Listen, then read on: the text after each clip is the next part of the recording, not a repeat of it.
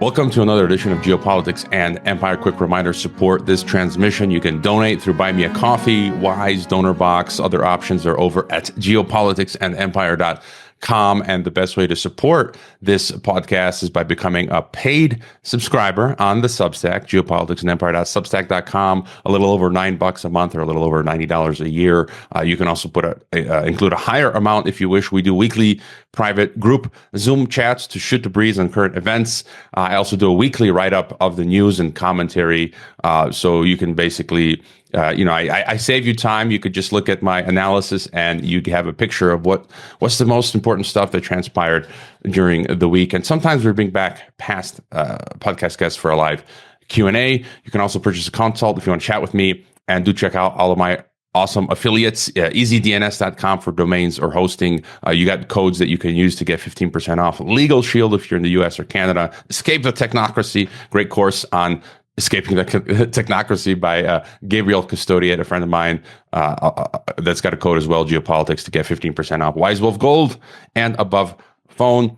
Leave a podcast review if you have not. Joining us for the first time is Alex Petkas, who's the founder of the very awesome Cost of Glory podcast, which I've been digging through as of late. Welcome to Geopolitics and Empire, Alex.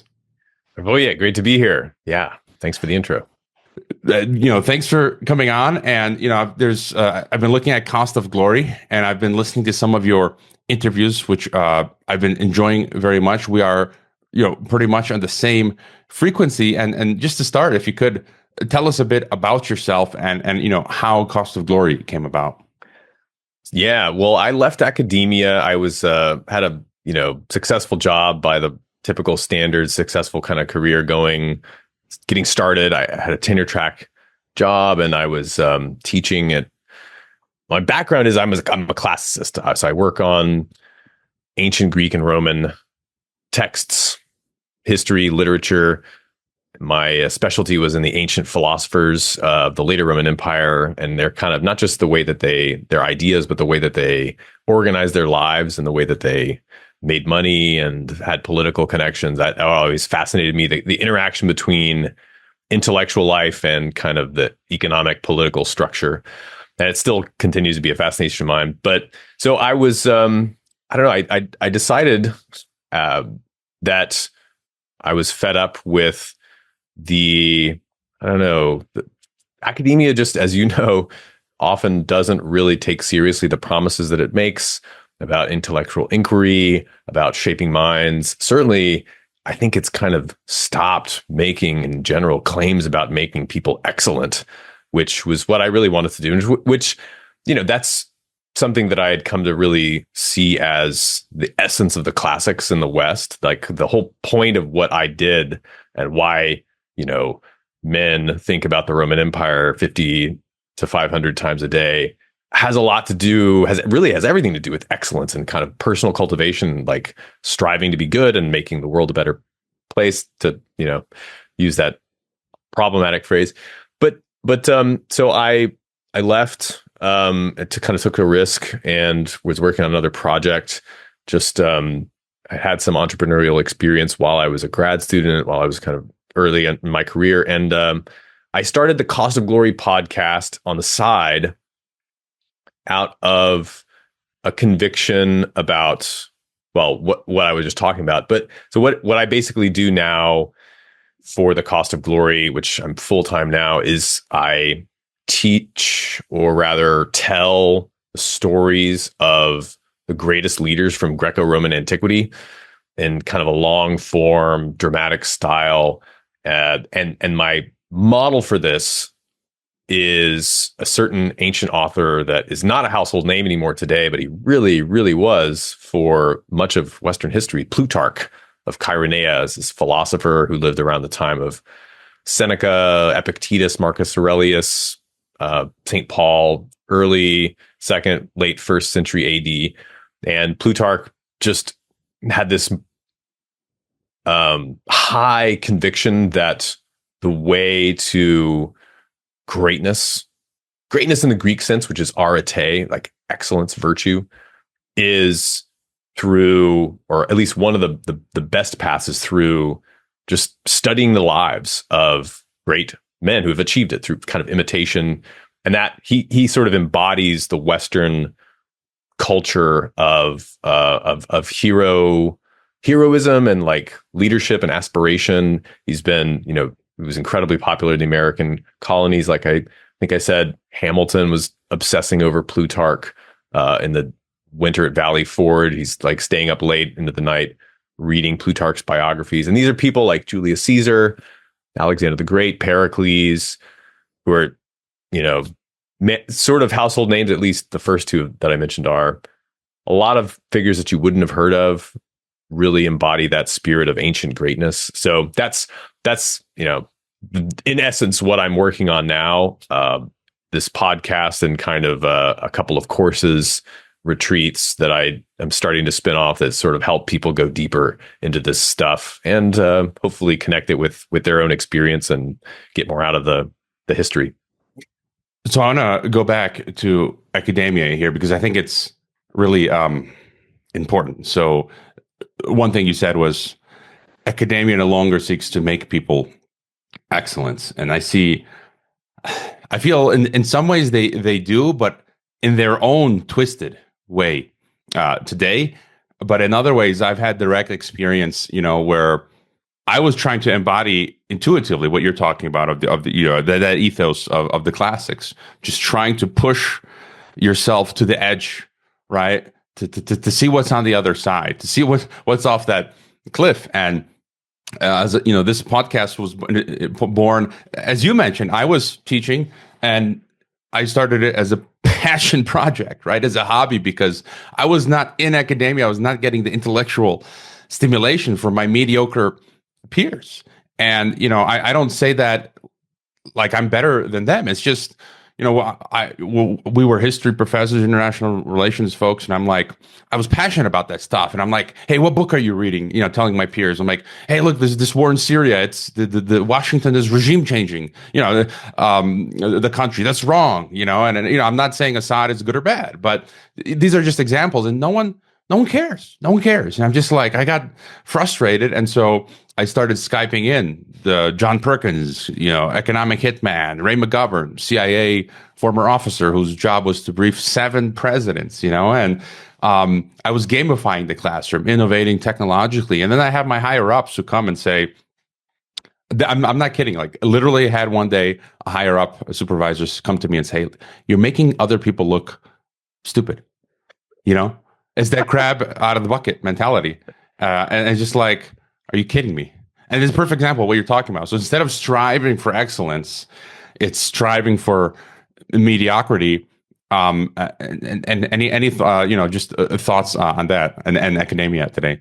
Yeah, I had similar experiences, and I was as a junior professor, former institution. They won't always tell you you're making other people look bad. They might find other ways of saying it. And I asked a colleague to give me feedback on a lecture, and in this particular lecture, I had I was telling the story of Athenian democracy and the gerrymandering and Cleisthenes, and just there's a lot of kind of hijinks, and 2 gay lovers assassinate a tyrant. It's a lot of fun, and the students were unusually not shopping on Amazon for shoes. Like they were actually paying attention, and like I kind of felt that power of storytelling. And after the class, my colleague gets back to me, a very nice person, but one of the key feedback points was too much narrative. That's not what we historians do. We're you're supposed to put in facts and figures, and that's all fine, but you're really supposed to critique the narrative is what you're supposed to. You're not supposed to tell the story that's really entertaining. You're supposed to kind of, I don't know, something that is manifestly more boring, even though I believe in the kind of historical method on some level. Like you have to get people's attention for them to even care in the first place. And there's a culture of mediocrity that is imposed from on high. And it's and this really connects with, I think, the origins of the modern university, which is not a continuation of the medieval university system. It's really, there's a kind of break in the late 18th century where the Germans come up with this idea of the PhD, the doctorate, as like the basically reforming a university as a knowledge production factory, and not just a knowledge production factory, but an expert production factory. So you have this nice Enlightenment ideal of, okay, we're going to make new knowledge by specializing further and further and further, more precisely into whatever abstruse field of science. I think that makes sense for the natural sciences on a lot of levels. It makes sense for engineering.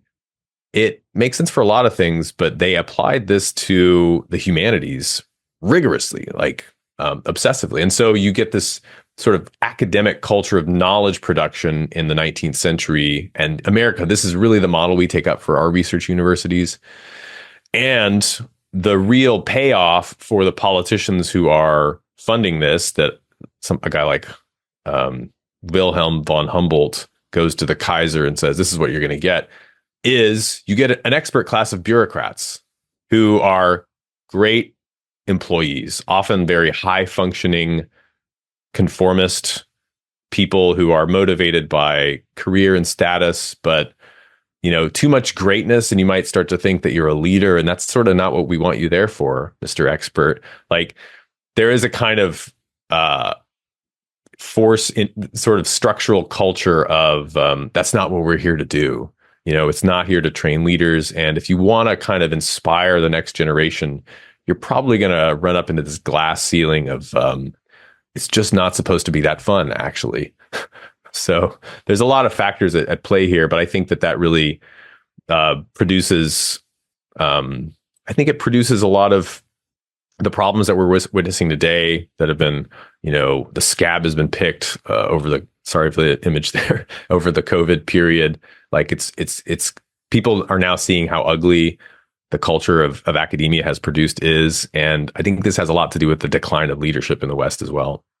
Yeah, and I've had a number of guests in the podcast. People can check the archives who have written entire books, and we go into much broader depth in the whole Prussian totalitarian, model, and which has become this basically administrative state technocracy, scientific dictatorship. The most recent was Ned Ryan, who wrote the book American Leviathan, who I had him on, which I highly recommend the book as well. And just real quick, so you said you had tenure, so you effectively gave that up? Well, I had tenure track, and It was at an institution where I had already, by all the publications that I had coming out and in the pipeline, it was more or less guaranteed that I would have gotten tenure.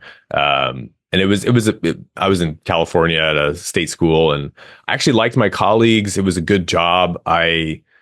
we were close to nature. California's beautiful, as crazy as it is. And so, it was not a frustration with my colleagues per se or that institution, but just the whole system just seemed like corrupt from the top, especially the kind of gatekeepers of academia, the Ivy League people who decide who gets the jobs, whose book gets praised, who sets the tone at the professional conferences. All of these sort of like the Borg of classics was just kind of rotten from the inside, and militantly opposed to really a perspective on antiquity that fulfilled what Henry Kissinger calls, the mission. Like, antiquity is the nursery of statesmen for the West, right? That's what he said in his last book. And, he had that classical education, that statesmanship is really a crucial role of the study of the ancients. And that has a lot to do with studying statesmen, real people, and their actions, and seeing them as high agency. And so the whole culture of classics was just like, we're not going to do that. It's really about decolonizing. It's really about exposing the patriarchy. That's really what we're here for. We're here to remind everybody that when Donald Trump gets memed with a Caesar space bodysuit, that's very problematic and it's not funny and you shouldn't laugh. All these things, I just felt like we're lost. We're just screwed. If the ship is sinking and the captains are getting drunk, and so. It was not a hard choice for me. I haven't looked back, but it did involve taking some risk. And just one more thing on academia before moving on. You mentioned something, high agency.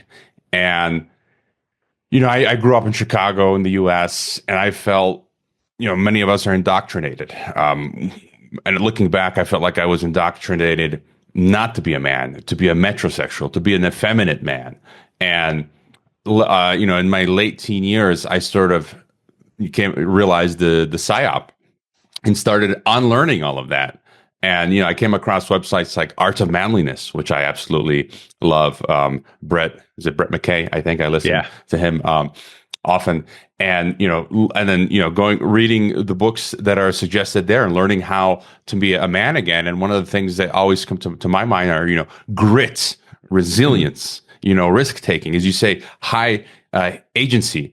And I think this is very important for society today, for men and for women.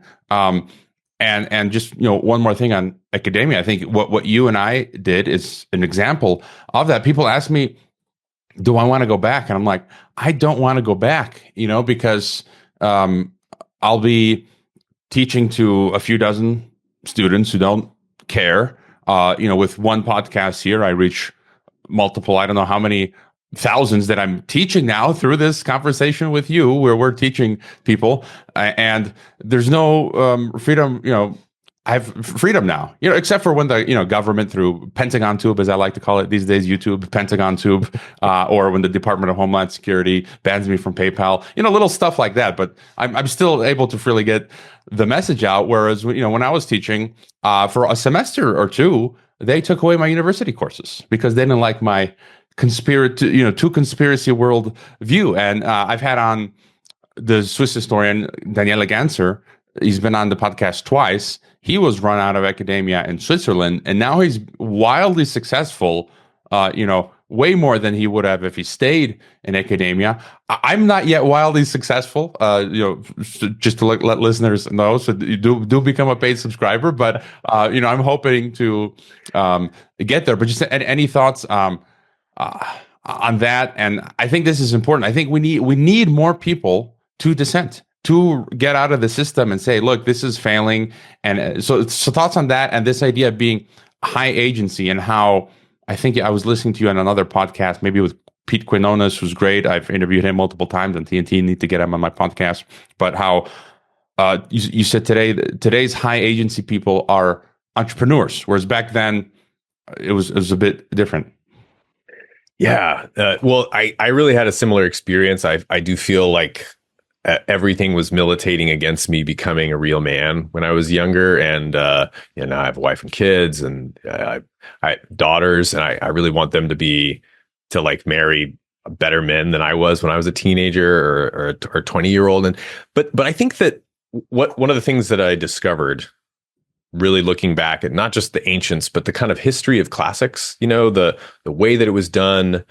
So, in the Renaissance, for example, which was really a continuation of the way that the Roman Empire did it, that they organized their kind of formation of young men to the leadership classes in late antiquity and the later Roman Empire, which was really inherited from the Greeks. But if you look on and you push it forward in history to the 18th century, really all the kind of pre-German research university perspective on antiquity. And it was really vestigially kept through the 20th century, I think. But we basically, the ancient Greeks and the Romans, here's the payoff, are for the West the model of manliness. This is what we depend on, a hero culture. They're the kind of the foundational hero figures for the West.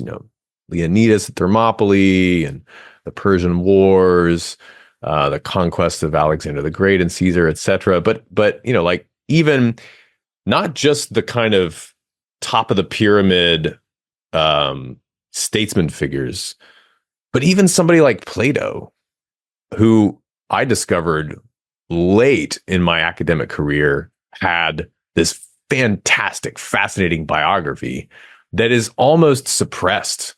It's so disturbing to your typical desk jockey academic.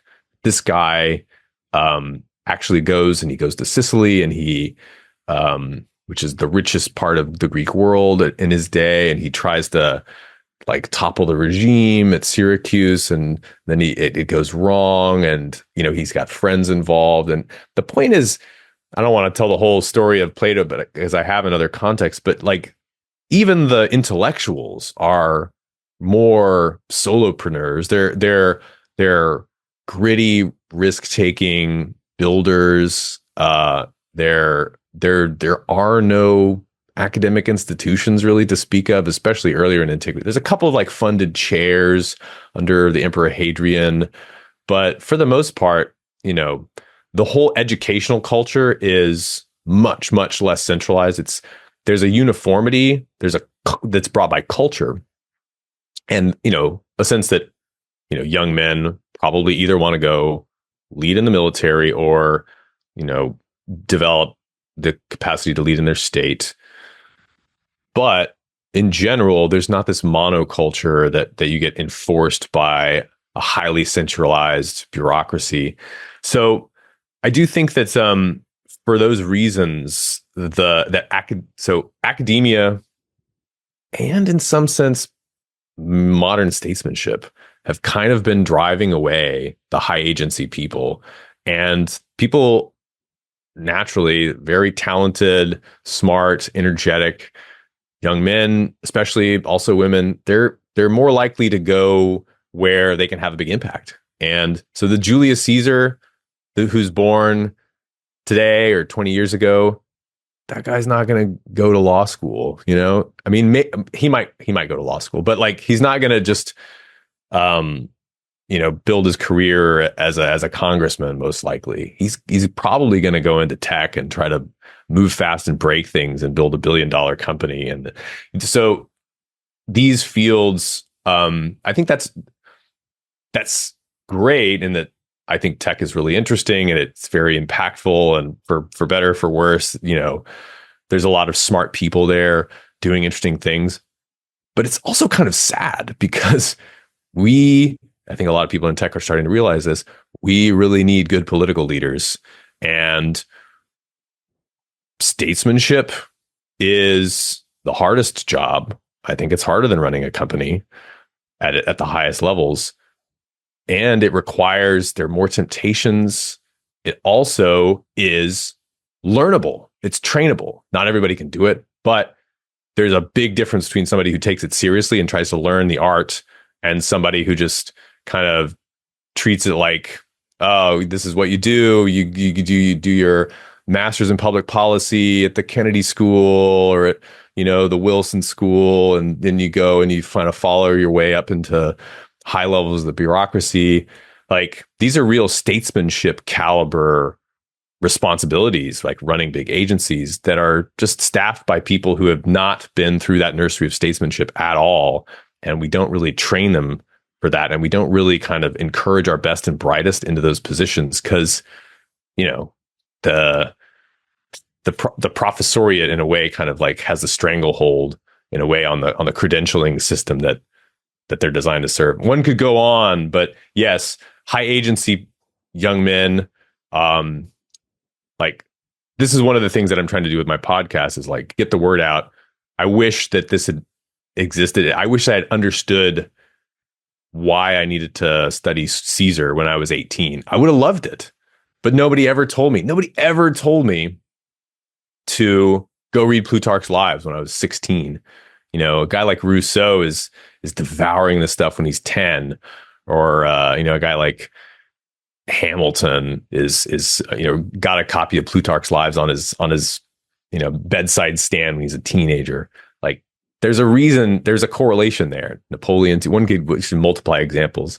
So I hope we can get back to that before it's too late. I'm going to be hitting up Plutarch now, thanks to you. And you mentioned credentials, something interesting. As much as I rail against the incoming social credit system or algorithm, ghetto, as my past guest Edwin Black put it, thanks to the internet, I think you and I, we have opportunity for a new sort of credentials, right? Through podcasting, you develop your own sort of social currency. People look at you as an authority, or you get these credentials, by way of the guests that I've had. And so it's almost like you're creating your own institution or university or new set of credentials. And this is thanks to the internet we have today. And so it's interesting. Some of my past students or colleagues, administrators would think of me initially as some crazy whack, and this professor went off the deep end, conspiracy, crazy guy, and but look at now, he's interviewed thousands of people, and he's getting certain recognition. Maybe he's not so crazy after all. So that's kind of cool in the space that we are in now, and many people can take advantage of, listeners included. And you mentioned diplomacy. When I think of American diplomats, or in Europe largely, I think of like McDonald's fast food diplomacy. I can't think of in the West. You look at Blinken's and I mean all these Kamala Harris, like just the speeches. In my latest write up, I was including video for Tim Walz pathologically lying to your face, and the reporter pressing him and like, you never were in Tiananmen Square. And it's kind of like, stuff like we all that. make mistakes, right? Or Trump, and I was, or the Frau Ursula Gertrude von der Leyen of the Fourth Reich EU. But just examples that there's a very handful of folks that today, politicians that make me think of the statements you've described of many thousands of years ago. You have folks like Clay Higgins, who I'm a fan of, former law enforcement, a politician, Thomas Massey, who's MIT scientist, politician, and really kicking against the pricks, a term I borrow from the Old Testament. People can look that up. And I think there's still today some opportunities a little bit similar to what you were talking about. And if I was Israel, people are going to get maybe triggered by this, but the IDF, Israeli Defense Forces in Israel. I've read the book Startup Nation, and if you go serve in the IDF, I think most are obligated to. That opens many doors for you. Unit 8200, and you can, after that, you can work in private companies, or even maybe to some extent in the U.S. if you go work in defense. And you're smart, you can have opportunities later. But again, there's the ethical thing. One thing for me, when I finished studying diplomacy in 2009 in Geneva, I could have tried to pursue work in international organizations, NGOs, but I was just like, for myself, ethically speaking, I felt like I can't go work for an embassy, for the government, for the UN, which I think is the United Abominations, to borrow the word from Dave Mustaine of Megadeth. I wanted to go work in an industry where I could be untainted, like education. I could teach what truth 100%. But but I'm not saying people should, there are maybe opportunities for people to go into politics or different positions. And so maybe then, and maybe one thing on heroes to get your thought. Today, do you see many heroes? I feel like many of the heroes are vilified today. And I'm just using it as examples. These are not my heroes, but the Putins, the Orbans, the Trumps of the world. These are people nominally. There's still many questions about them, but kicking against this global, progressive, globalist, utopian, Prussian sort of system. And the system is basically, if you try to be a hero today, you're a villain. Any thoughts on that? Yeah, no, it's great stuff, and I think that the hero really as a paradigm, even whatever you think of Orban, Trump, Putin, like they at least capture your imagination. Like they give you a sense of like things are possible in the world. Like history can change. They represent the ability to move history forward, and in a way, and somebody like Elon Musk, I think for a lot of young men, who, for a while at least, was less political. But I think entrepreneurs are that for a lot of young men. But so the thing that comes to mind about that aspect of heroism is something Nietzsche says. Nietzsche really is already, like a very sensitive young man. He's put his finger on this trend that we're just experiencing in 100x volume, but this idea of the Prussian kind of intellectualist expert producing system, kind of draining the blood out of history and education. And he says in this great text on the uses and abuses of history, or advantages of and disadvantages of history. He says, well, one of the things he says is satisfy your souls on Plutarch and accustom yourself to believe in yourself when you believe in his heroes. 100 such men educated against the grain, against the modern grain, could silence now forever the whole noisy pseudo education of our day. But he says, go read biographies and don't read the ones that say a biography of Mr. So-and-so in his times. Read those that should have the inscription, a man who fought against his time. I think that's a lot of what the heroic is. They have a sense of pushing back against some tide of something. And gosh, you really don't get the sense that history is going to change much with mealy-mouthed candidates like Kamala Harris and Tim Walz. And this is, I think, one of the reasons to kind of parlay into a different subject, that statesmanship used to train you, and really it was the rails of the whole Western statesmanship education, to train you in public speaking, to train you to become, well, it's really the Homeric ideal, to be not just a doer of deeds, but also a speaker of speeches. You know, Achilles in the Iliad is the greatest orator of the whole group at Troy. There is this classical idea of like being eloquent is very manly and heroic, and something that we really pine for, I think, in our politicians. I mean, Trump has a lot of rhetorical weaknesses. He also has the amazing ability to just hold the attention of at least some people, at least tens and tens of thousands of people for hours at a time at his rallies. And, you know, this is something that that you need practice to get. And we don't really take it seriously. It's not a part of our formal education in a meaningful way. A friend of mine was telling me that he used to go see Newt Gingrich kind of rail to an empty Congress house, and C-SPAN just had to cover it by, like, they were like legally obligated to cover Newt Gingrich orating in this empty room. Okay, he's making his points, but he's also practicing. You know, there's a training aspect that I just, you know, you don't see in a lot of our leaders today, and it's a shame. So yeah, those are some thoughts. Yeah, I would actually put Trump in the same category as, you know, folks like Kamala in terms of the rhetoric, but his content is not as insane as like a Tim Walz or a Kamala, and it resonates because he's still at least, you know, in words at least, espousing common sense stuff. But you know, I've talked elsewhere and on other podcasts. I've got different views on Trump. I'm really not I've just unplugged from the system, and I'm not playing this you know, two-party game anymore. But getting back to then the work that you're doing, Cost of Glory, your sort of big picture mission and vision. For me, what I hear, it's a lot of manliness. There's, you know, stoicism. There's a whole bunch of isms, I suppose. Maybe you can enlighten us on stoicism on this call to greatness. And so what you're doing basically at Cost of Glory is are you going one by one and different figures and just giving these overarching explanations of the history and the figures? Yeah, well, Plutarch does these biographies that are short, kind of snappy, concise, lots of great quotes, great scenes. In modern editions, they're like 30 to 60 pages on average, but always with this eye to what are the strengths and weaknesses, or he would say virtues and vices of this or that character.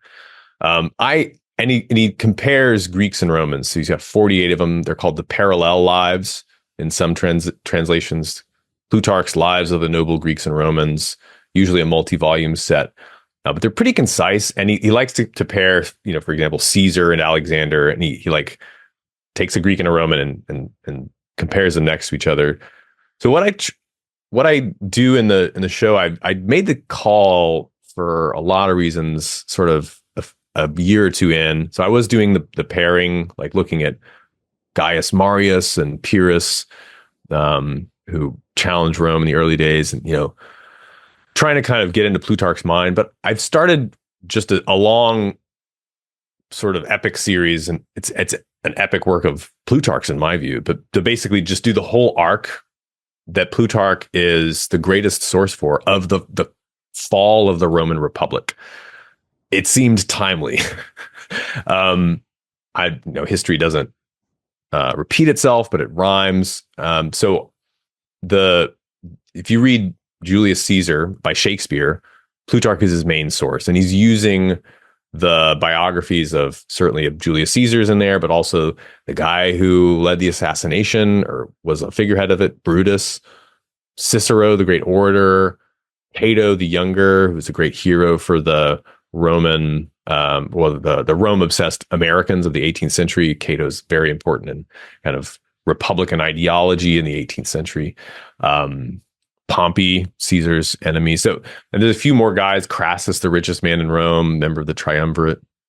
So I think I got interested kind of by chance in this arc. And the real arc of the fall of the Republic begins, it might be worth just dwelling on this story a little bit, because there are some kind of contemporary takeaways. And I think this is one of the reasons why Kissinger says, nursery of statesmen, because you get a sense of like historical patterns. And so if you were going to look at where America is, a lot of people have looked at the Gracchi brothers of Rome, who are these populist leaders in the 130s or so BC. And they have a lot of similarities to our day, the Romans. And I think that the most interesting one for me is you have a kind of widespread, increasing acknowledgement that our elites aren't what they used to be. The leadership classes aren't keeping up somehow, or maybe they're getting worse. Part of the parallel between Rome and America in that period of Roman history is by 130 BC, they've conquered most of the Mediterranean, at least the kind of all the serious enemies are mostly conquered. Greece, the Greek kings, the Alexander's successors, most importantly, Carthage, right? The great Punic Wars with Hannibal, those are over. And so you get the wealth of the foreign conquest has been pouring in mostly to the elites. And this is a real interesting parallel for today, I think. Who wins if we win a foreign war? Who wins even if we lose a foreign war, even if we're there for 20 years and it ends in kind of embarrassment and disaster? Who wins? There are people who benefit from that, right? And you had a similar situation in Rome, for example, after the death of the Gracchi. There's this forever war starting to take shape in North Africa against this guy Jugurtha. And this is actually a figure. This particular period, there was a discussion between David Sachs and Elon Musk about Hunter Biden in the context of the Jugurthine War in Rome. So like in Rome in the teens, second century, 115 BC, dates aren't that important.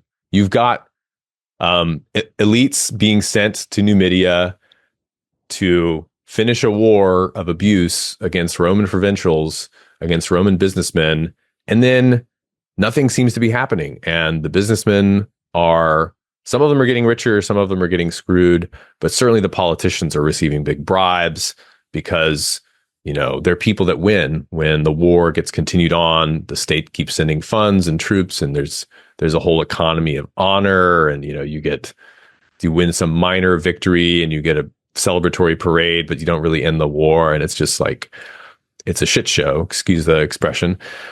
And so in that context, a guy like Gaius Marius that we talked about a little bit before the show rises to say, hey, I'm the man that can solve this problem. And so Elon's interest in that was, Sachs posted, the whole idea of rich aristocrats' sons going and screwing around in foreign countries and prolonging wars sounds very familiar. If you read Roman history, you start to hear the rhymes. And then Elon retweets it and says, maybe we need a Sulla today.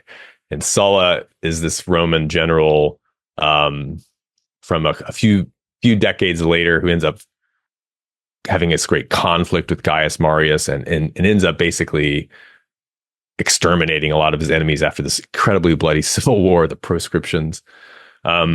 So I think it's fascinating to see how the Romans solve a lot of these problems of wealth inequality.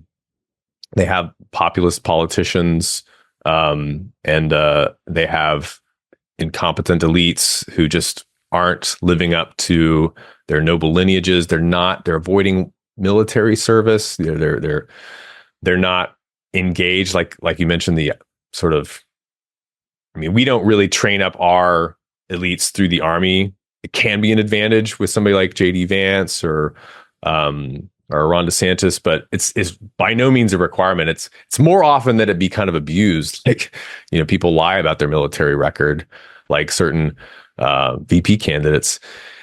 It's a sort of similar situation in a lot of ways in Rome, where the elites aren't really doing that anymore because it's risky and it's not pretty, and they've got all this wealth they don't need anymore. They don't need to conquer. So the connections are really fascinating to me. And what you mentioned for me, Elon Musk and Sulla and Sachs and all that. Yeah, just from my first reading of the Bible at age 17, Ecclesiastes just immediately stuck out to me. I just loved it. And, there's nothing new under the sun. So we can sprinkle all this technology over all of this stuff, but I feel truth is objective and it's timeless. And that's why all these people, we should be reading Plutarch and all these folks, because we have this image today, which is influenced by what you mentioned earlier, the whole Prussian progressivist, democratic, globalist utopian strain. We're always striving towards something better, but I think the biblical view is not that at all. Here the truth is timeless. Here's the truth. People have rejected it, but what the folks have put down pen to paper thousands of years ago is true. It's we're not going to get any truer than that. And so for me, we just go back. It's got a different costume or garb on this time around, but it's basically we're replaying many things. Maybe not the exact way as you said. It doesn't repeat, but it rhymes. And then when you mentioned who wins, use the America example or both. Americans, all these foreign wars, the oligarchy in New York and Washington, they always win. Whether we win or lose, they get the money, they retain power, they suffer media ratings. It makes great television.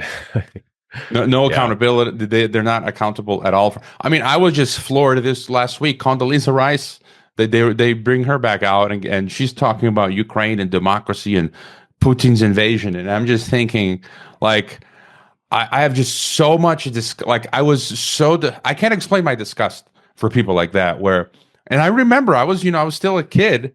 2003, I marched in downtown Chicago, hundreds of thousands of people. And I remember the reports there, the media was saying, oh, there's only just a trickle of, they always lie. There's like 50,000 people marching. No, there's like hundreds of thousands or something. People were marching in France and all around the world to stop this war that was based on a lie. So here you have Condoleezza Rice lying about starting the war in Iraq, invading Iraq. There are these physicians, there are these different objective NGO groups have calculated the cost of how many people died as a result of that war in Iraq, and the numbers are like 1 to 2 million innocent Middle Easterners.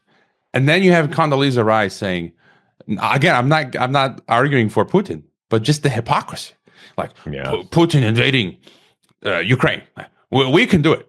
But you can't. We can kill millions of folks. And so where am I going with my little rant here? I guess this is just thoughts on this cycle of empire. Yesterday at church, our pastor was talking about Revelation 12, and I was looking at some of the commentaries going back centuries by some Christian commentators on Revelation and the two beasts, and a lot of them talk about Rome, because you've got the beast, like the political system, and the religious. So you've got, the Roman Empire, and then you've got the Holy Roman Empire, the Vatican, Catholic Church today. And you have like the Book of Daniel, which talks about the end of history and how that last empire of the world will sort of be this Roman structure that in its last phase does sort of morph. And you've got the EU, which is almost like a revived Roman structure, and Britain, the British and the Anglo-American empires, Britain and America, also seem to be extensions of this Roman Empire that you're talking about for 2,000 years. Any thoughts on the cycles of empire and that, and where we find ourselves today? Because I feel like we're in this new transition phase where you've got the Eurasian Empire, China, Europe, US, and something's about to happen. Yeah, well, certainly the Roman story, it's, and I think you see this with Greek history too. There are so many different examples and patterns you see, and like you said, nothing new under the sun, but also seeing those things in history, I think it trains you to not be so surprised when they happen today, and they also not to be so fooled and naive by the rhetoric of people who manipulate history against you. But also for me, like a big kind of personal payoff is the more you study these stories, the more intolerant of incompetence you get, the more like you just come to appreciate what it takes to solve real problems. But no, I think that the as probably a lot of your audience knows, like the story of of Rome is the Republic falls, this constitution that was designed for, or let's say a medium-sized city-state that's a regional power that leads a league in Italy, not even all of Italy, that fights primarily defensive wars in southern Italy and northern Italy, finds itself challenging Carthage eventually, challenging the Greek kings of the East. And, basically you've got a political system that wasn't designed for a massive empire. And this is the typical historian's explanation that it kind of collapsed under its own weight because, the provinces represent a huge source of, potential wealth and corruption for the elites who are, controlling the political system. And there's all these issues that the Republican system wasn't really designed to solve. But, Rome does continue meaningfully in a form that a lot of people still consider great as a monarchy, as the Roman Empire. They didn't call themselves the Roman Empire. They still call themselves the Roman Republic until 3rd century AD for a good, 300 years, even though it was really an autocracy. There, the Senate still had some power. They could get you assassinated, for example, if you're the emperor and they don't like you, like Caligula or Nero. But I think that at least to people in Julius Caesar's day, it didn't seem obvious that it had to go this way. To Caesar, to Cicero, to Cato, it didn't seem obvious that they had to completely overthrow the Constitution in order to rule their republic. There might have been a reform potential there. But yeah, I think that America's facing some big problems right now, like the petrodollar, the rise of China. We've got our own major demographic crisis that I think the natalism people are trying to solve. I'm really interested in that movement. I want grandkids. I want the race to continue. And so I could contemplate a lot of this stuff from the perspective of history, but what I think the study of history does for me the most is like, I know what history, I think it was Gundolf who wrote this great study of the history of Caesar's legacy, the kind of imagination of Caesar throughout the Middle Ages and modernity. It's called The Mantle of Caesar. Great, interesting work. He says, studying the life of Caesar will not teach us to identify Caesar when he a savior kind of politician when he comes, because history doesn't repeat itself. But it will teach us to identify the fake ones when they come, and to know it's not this guy, or to know what kind of leaders it's going to take to actually solve these problems, and the kind of force of character and tolerance for pain whether it's political pain or other forms of pain. Like it's going to take real courage, and a lot of people, even if it's completely peaceable, that you reform American academia or manage to reestablish American dynamism, bring back industry. A lot of people are going to get really pissed at you and lose jobs. Do you have the fortitude to continue as a politician making some very tough decisions? We tend to beat those qualities out of people who make it up through electoral politics, unfortunately. So I think it takes tremendous force of character, and we can train ourselves, and at the very least, we can train ourselves and our kids to know what it takes. And I think this is a very important attribute, especially in this day and age where this empire has become global, right? This globalist democratic world state that they're have been attempting to create, this project. And then you get people like Orban. Again, I'm just using this as an example. There are pluses and minuses with Orban, but it's, what's that quote from Rocky, Sylvester Stallone? It's how many hits you can take, right? And I think in the current environment we find ourselves in, this is a very important characteristic we can develop. Through this podcast many years, I've always had thick skin being Croatian. There's a great meme I can't find right now, but you can't really insult me because my parents have insulted me so bad growing up that there's like nothing you can tell me that's just like the Croatian Serbian, childhood. And that's why we have this thick skin. On top of that, believing in the Bible, that also gives me this ability where I really don't care what anyone can say. But even furthermore, through this podcast, my skin has grown even thicker over the years because of all the comments from people and attacks where I just don't care anymore. And I think this is very important, particularly in this day and age with the internet, which just amplifies it even further, right? Than some Roman politician living in the analog, non-digital world where only he'd be attacked verbally through his immediate vicinity. But now it's like the whole world can seemingly come down on you. Thoughts on holding the line then against all this bad stuff today, holding the line, harnessing the wisdom of the ancients. And, my first thought is we're holding a line against the orcs, right? Mm-hmm. So it's important. We got to stave off because if they break through, we're going to be overrun and it's game over. So first point is hold the line against evil, push it back, delay its onslaught. And then number two, become creating new institutions. Like what I've got this podcast. Other people have gone beyond where they're creating entire online schools, having conferences, creating basically new institutions which are in the eyes of people developing credentials equivalent to universities today. And so you're doing retreats, stuff like that. And so thoughts on holding the line today and trying to preserve that which is good.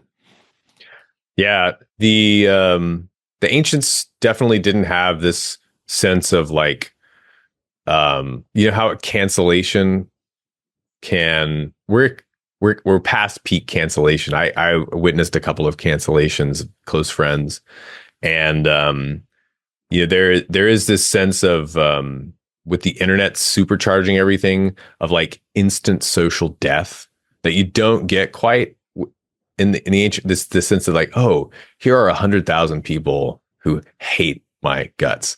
But so I think that fear is a lot of what drives the kind of compliance, or drove at least when we really saw it in the late teens, that compliance urge that you saw it. Oh, just like genuflect and apologize if you get kind of online blowback for saying the wrong thing on Twitter. And certainly people still lose their jobs, but there are a lot of lessons from Plutarch. Plutarch's also a moral essayist, so I try to dig into that when I can. He's got a great essay on tranquility of mind. There's a passage in there from I think it's in that treatise from Euripides that I always took a lot of encouragement from. He says, there's a quote, "Rule the Sparta you got." It's about this king of Sparta who wants to dominate all of Greece, but somebody gives him the advice like, you got Sparta fell to your lot, and Sparta's small in his day. Just rule the kingdom you got. And I think that's one thing I get from studying history. I think Plutarch really brings out for you that, if you have a sense of who you are, and you get that from, I think you can get that mimetically. You look at the great leaders that didn't rise as high as they wanted to, or they flourished in a little city state, or their duty was to be the bad news guy that everybody just rolled their eyes and hated to be around. If you have a strong sense of your identity, and your kind of role to play in the game, that's a way of like ruling the Sparta you got. Maybe my job is to hold the line and have my colleagues think that I'm this like, sort of tacky, uncool hero worshiper guy. And there's going to be a lot of Redditors in the comments saying, "Oh, Gaius Marius is the bad guy, and oh, Sulla was evil, bro, and oh, you suck." And people will just criticize you for no reason, for fun. And certainly if you start saying more controversial things, I usually keep my controversial comments on podcast interviews like this and just try to not distract people from the great ancient story going on. But I think you have to stand up for what you believe, and it's just harder, I think, to do that when these things might be recorded for posterity to see. It takes a lot of fortitude. I think it really, you have to just like be willing to have that thick skin. You've got to develop it, or you're not going to succeed in the online intellectual world, because it's like Twitter is like no holds barred, right? YouTube comments can be nasty. You can delete them, but you're not going to delete a tweet. You can block people, but like that's wussy kind of, and not get sucked in too. I think that's so. Courage was this virtue that it is a virtue that is the kind of foundation of all virtues, according to kind of classical virtue theory, and Christian theologians take this up too. But I think focus, the amount of distractions that you're going to be tempted, because a Roman politician could get heckled by a mob, but the mobs aren't trying to write witty comments on their Twitter posts to like singe them that everybody's going to see, and it's just going to stick around there for months and years. So I think you really have to develop a sense of like mental focus and calm. And there's so many distractions now online. So that's, to me, that's instructive about like figuring out what are the virtues that my particular situation calls for. Like, how can I find examples of focus? And I find that in a figure like Odysseus, strapping himself to the pole, to the mast of his ship, to listen to the sirens, plugging his companion's ears. There's like curiosity is a virtue, but you also need to put bounds around it. So there's a lot of lessons from the ancients about that, but there's just no getting around that. It's hard to do this stuff. Curiosity is as you said, virtue, and you got to put bounds, which is why I don't, go into flat Earth and stuff like that on this podcast. Not sorry for you flat Earth listeners out there. And then sometimes I do feel like the digital space it's Valhalla, because I feel you can die many times and come back, and people also forget how fleeting everything is, and how short people's memories are. And so something bad happens online, but people will forget, and you can just come back. Here's an example yesterday. Blippi. This Blippi, this for kids YouTube show that's got millions of views. My kids watch them sometimes, and there was a new guy. You can tell it's not the same guy. He looks similar, and I don't know anything about this guy. And apparently, the main Blippi character stepped down in 2021. But I won't go into detail. But if you dig, he did something in 2013 that was very gross. But people just passed right over, and he became, he did something that was very adult like. I think he, one of those, it was that, remember that time like in the 2000 teens where about defecating, people were grabbing like this really nasty stuff, and he did it, and the internet sort of forgot, and he became this millionaire, child YouTube sensation. So, but we do have to be careful. And I often think of what you're talking about. This is why I repeat it. Maybe people get bored of it, but the Teddy Roosevelt quote of "Do what you can with what you got where you're at," and that was quoted to me by a past guest of mine years ago, Ricardo Bossi, former Australian Special Forces, and I think it jives with what you're saying, that we shouldn't have these delusions of grandeur. People should be content with manning their station, whatever it is. Sometimes, fate, the fates will bring someone to a higher position, and you deal with it. And I'm not going to be desperately going to seek for myself some, I don't have this, what do you call it, messianic complex. And so sometimes I'm enjoying, as I get older, the mundane appeals to me more. And so, any other thoughts, and then as well as what you think maybe are benefits for individuals to study what you're doing, the classics, practical examples. I think you've got a study guide on rhetoric, which people can get from your website, and so thoughts on how someone's life might be bettered by absorbing the classics. Yeah, I get so many encouragements from the failures of great men too. That's a lot of the benefit. Like, I think Plutarch will teach you to be aspirational, but also to know, like, Gaius Marius lost like minor elections, and in very embarrassing ways, before he became consul 7 times. Cato the Younger lost elections. He was sort of unpopular, and they just kind of kept at it. And it like teaches you to take some licks, which I think is good. I think I do like the Stoic movement.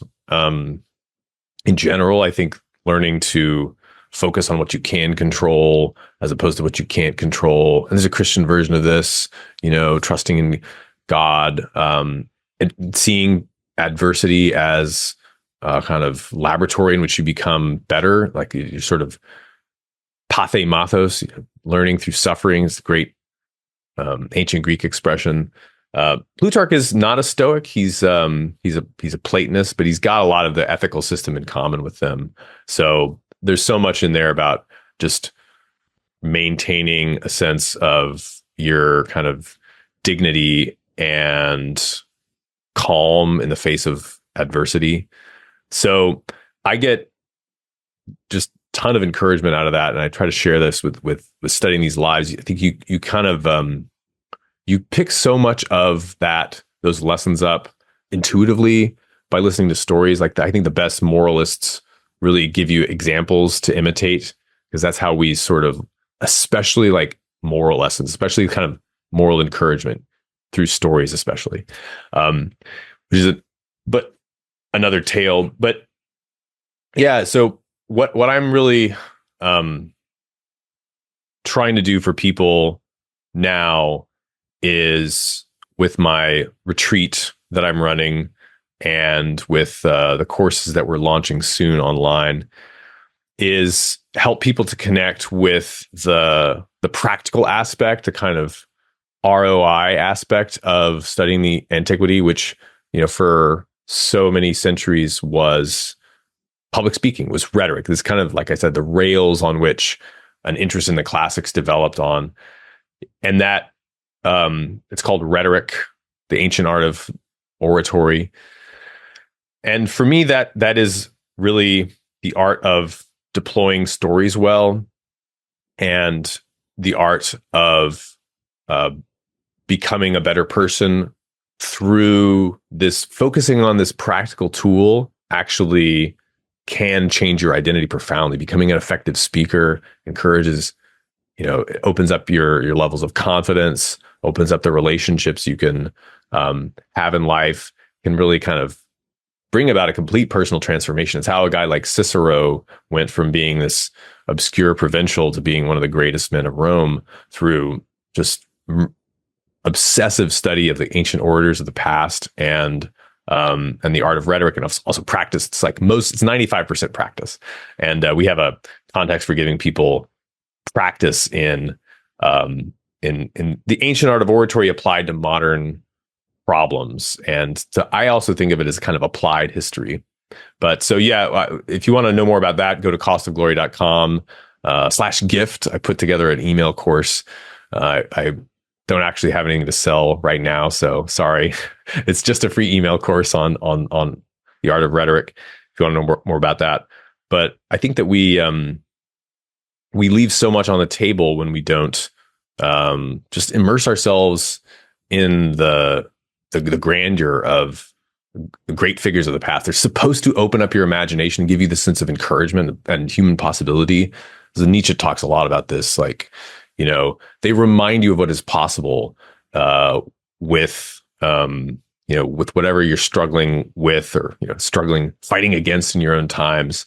Like other people have fought harder and can help you out with their own example. Yeah, I for me, I love reading biographies and just learning from the lives of people in modern times. People that strike me. Dietrich Bonhoeffer, Richard Wurmbrand, Sterling Hayden, the actor. Even as silly as that might sound, Bruce Dickinson. I used to listen to Iron Maiden back in the day. I've seen them perform in Split, Croatia, my former home. Wow, like 15 years ago, something like that. And you gotta hand it though. Bruce Dickinson he's a man of high agency, right? Intellectual, reads a lot. Successful musician, pilot. I think he does fencing, athlete, right? I don't even know what else he does. Entrepreneur with the beer, and so it's a modern day example. Yeah, yes, he produced these crazy films on Crowley, and so occult stuff. But I'm just fascinated by figures like this, and for me, that's kind of like going back into the ancients. That's sort of an you example. Take the good and you leave the bad, and there's so many Iron Maiden's songs. There's a lot of interest in the epics of the past, and like the first Iron Maiden I ever listened to was the Rime of the Ancient Mariner, which is crazy. Yeah, he really leaned into that aspect of heavy metal, which I thought was really cool. Well, I forgot. Yeah, he studied history, and I think he's got a song, literally Alexander the Great, and stuff like that. So. Yeah, interesting example. So your links are in the description. So you got a bunch of sites. There's the costofglory.com, the main website. You're on Substack, the YouTube. Is that most of Cost of Glory on YouTube? Yeah, you can find the podcast on Spotify, Apple Podcasts, really any podcast player. It'll be available, but also YouTube. A lot of people listen to podcasts on YouTube. As you know, so I'm there as well, and we started doing some documentary series, like videos with maps and stuff, most recently, which I'm excited about. Yeah, I saw those. Those are fantastic. So subscribe to Cost of Glory, learn how to become a man again or woman, and defeat globalist tyranny. Thanks for being on Geopolitics and Empire, Alex. It's been a pleasure, Boje, and we'll talk soon.